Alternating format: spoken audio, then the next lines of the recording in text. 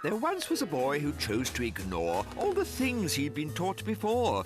When reading a book, he'd start in the middle or begin at the end, so the plot was a riddle. His way with equations was not very hot. He twisted the numbers and tied them in knots. I wish I could say the ending was fine, that he used ReviseWise TV, books and online, so that he could do his very best in the Key Stage 2 national tests. But instead, he bathed in a vat of jelly which solidified around his belly. Watch ReviseWise, supporting national tests for 11-year-olds, Saturday and Sunday mornings from 3 to 5 a.m. on BBC Two. And make the most of what you know, or yours may also be a tale of woe.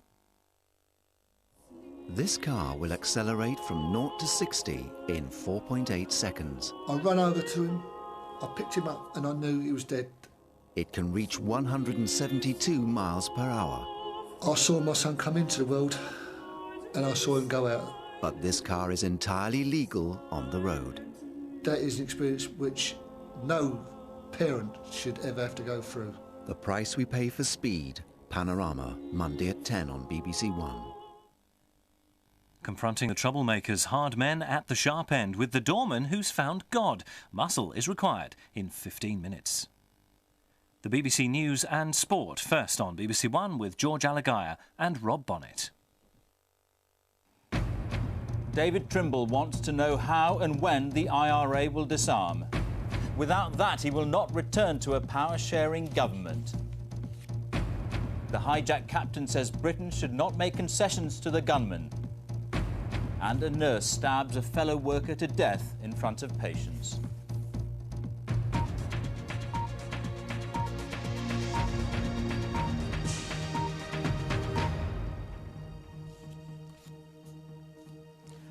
Good evening. Politicians in Northern Ireland have been trading accusations following yesterday's suspension of the Assembly there. The Ulster Unionist leader, David Trimble, says the IRA must make it absolutely clear how and when they will disarm before his party could rejoin a power-sharing government. Sinn Féin President Gerry Adams described the Unionist-backed suspension of the Assembly a disaster. This meeting could have been a crunch one for David Trimble, but after recent events, his stature in his party has risen.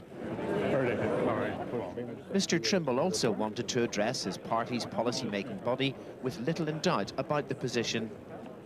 It was the Ulster Unionists who most wanted devolution to be suspended. The resignations of Mr Trimble and his three ministerial colleagues would have collapsed the process. There's been a welcome in many quarters for the most recent engagement between the IRA and the decommissioning body, but to Unionists it's too little too late. I see some ambiguous language. It's not clear to me from the face of the De Chaston report what it is he's referring to. So let us go through the simple little steps. First of all, we need people to tell us whether they're going to do it, how they're going to do it, when they're going to do it. Sinn Féin standing by its view that the IRA's new position on a context for decommissioning is a major breakthrough. And the party's president accused the Northern Ireland Secretary, Peter Mandelson, of suspending devolution to protect David Trimble against his critics. If we had delivered the IRA lock, stock and barrel in a way which the British government have never been able to do with 30 years of militarism, it would not have been enough yesterday. Because the whole project was about whatever argument there's going on within unionism. The trust that had been growing gradually between Republican and Unionists has been replaced by bitter division. The review of the deadlock may well take some time, and there's no clear indication yet of how it's going to bridge that gap. Dennis Murray, BBC News, Belfast. The crew of the hijacked Afghan jet, which ended up at Stansted Airport, say that threats were made to kill passengers and blow up the plane. All the hostages have now left Stansted and most are now on their way to a temporary immigration centre in Gloucestershire. But only 17 have asked to return to Afghanistan. The shadow of the Taliban fell across what turned out to be a bizarre news conference. The 4 members of the flight crew had insisted on written questions submitted in advance before they agreed to appear. They didn't want to be put in a position where they might have to lie, they said. They decided which questions to answer, and these were put to them by the only person allowed to speak, a police press officer. The co-pilot said the worst moment was when the hijackers spotted armed police at Stansted. They became very hysterical and very nervous, and they were shouting if Stansted police do not remove those people, they will start killing the passenger or they will blow the aircraft. Then, in demanding a tough stance against hijacking, he hinted that others might be thinking of fleeing in a similar way. Please do not make any concession to hijacker because this thing will encourage the other tourists to take similar action.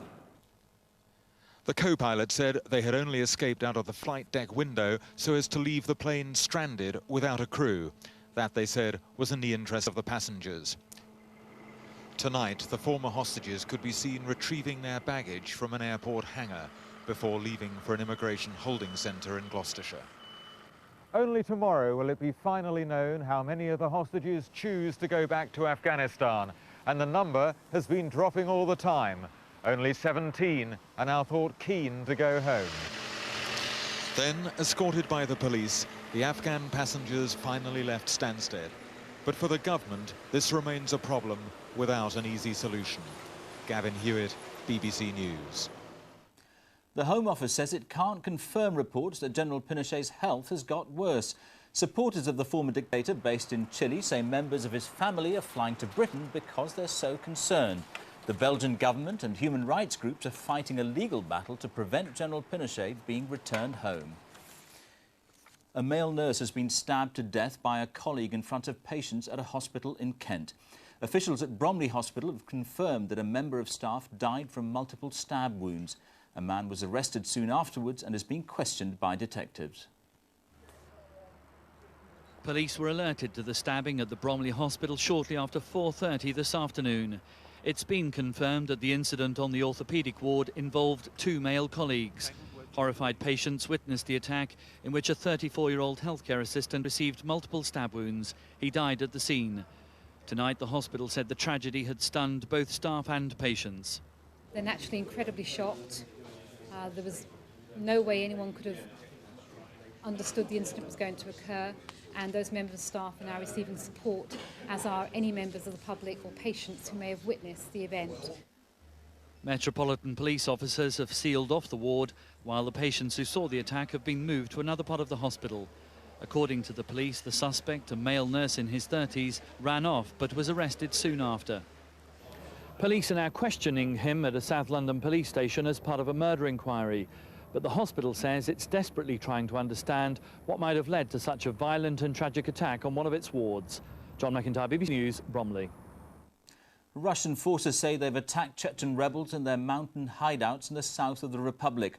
The Russians claim to have seized several key positions, but as Orla Guerin reports from Ingushetia, they're also facing more accusations of atrocities following the fall of Grozny.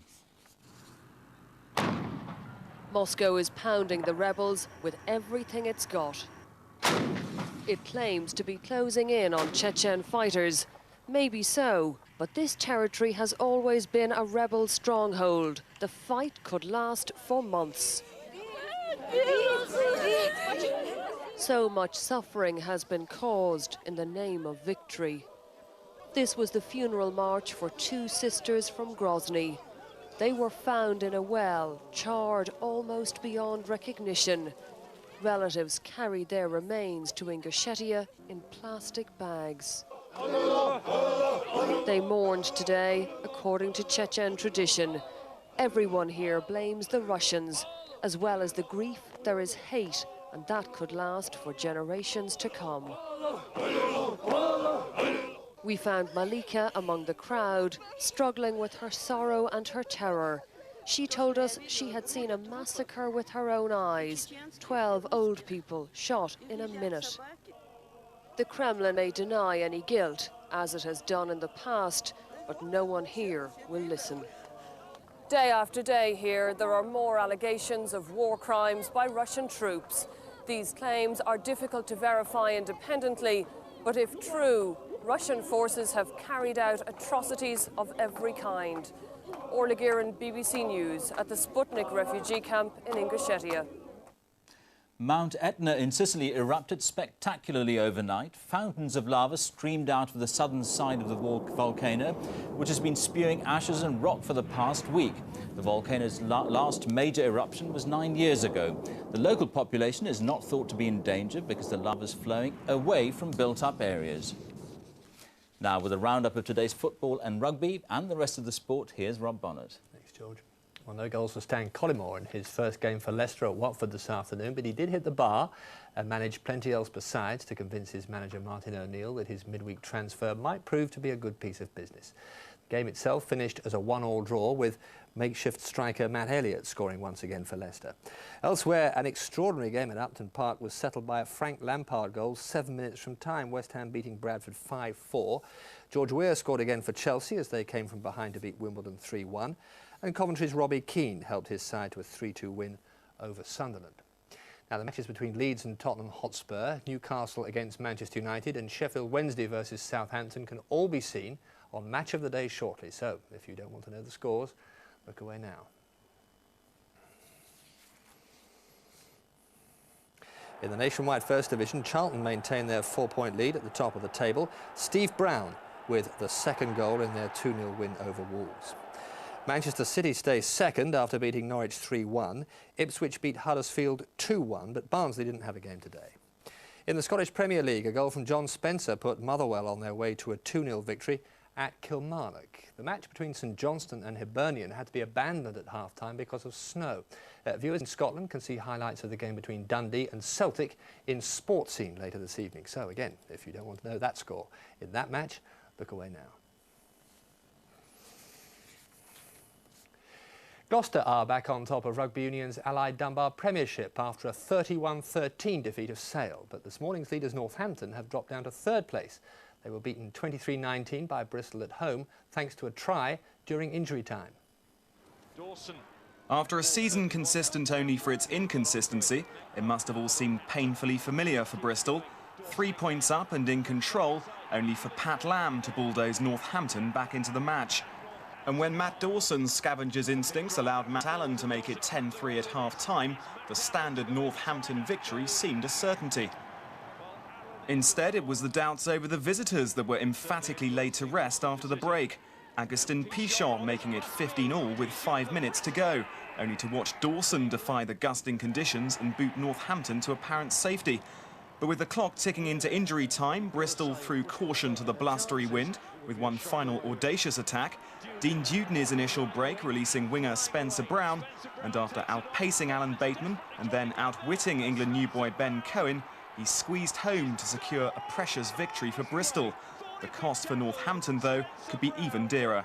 Andy Swiss, BBC News. In Rugby League, Bradford Bulls are through to the 5th round of the Silk-Cut Challenge Cup after their victory over the newly merged Huddersfield-Sheffield Giants. 2 tries from 18-year-old Leon Price guided Bradford to victory by 32 points to 4. In snooker, Matthew Stevens will face Ken Doherty in the final of the Benson and Hedges Masters at Wembley. Stevens reached his 3rd major final of the season with a 6-2 victory over the former world champion John Parrott. Later, Doherty defeated Stephen Lee 6-0. Now racing, in the Cheltenham Gold Cup favourite Seymour Business continued his impressive form at Newbury this afternoon. Last year's Gold Cup winner finished some 18 lengths clear of the field in the Aon Chase. Meanwhile, a 15-2 shot, Gios won the big race of the day at Newbury, the Tote Gold Trophy. Ridden by Mick Fitzgerald, Gios finished ahead Copeland in 2nd place and Hit and Run in 3rd.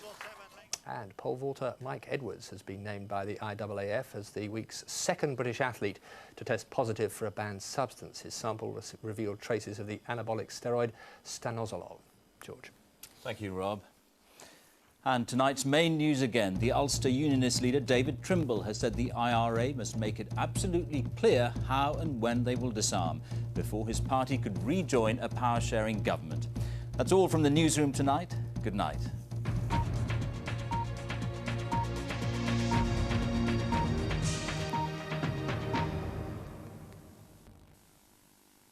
Home Secretary Jack Straw goes on the record with John Humphreys tomorrow here on BBC One at midday.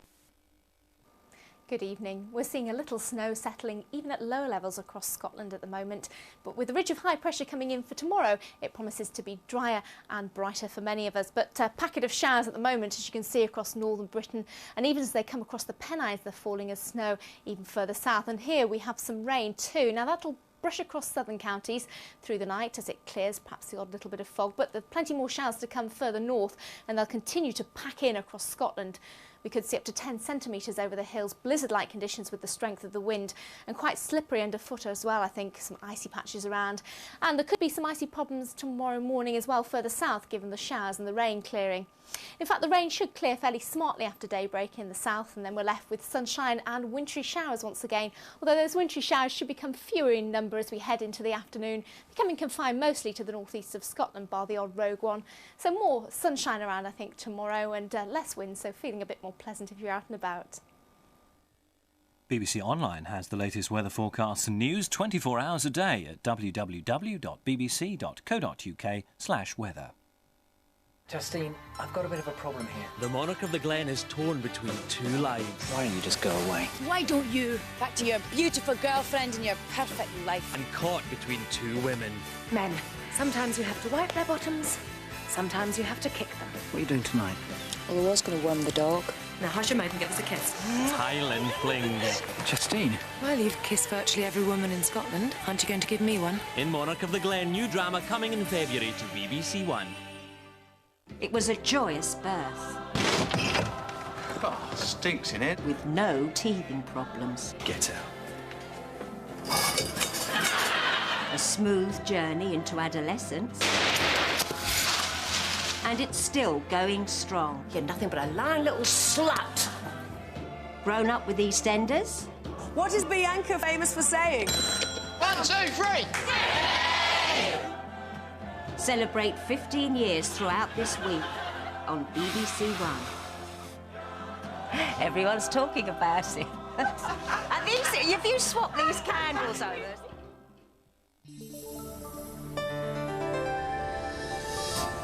It's Match of the Day in half an hour here on BBC One. But first, keeping the peace in Bristol's pubs and clubs, it's another busy night of confrontations for the men of muscle.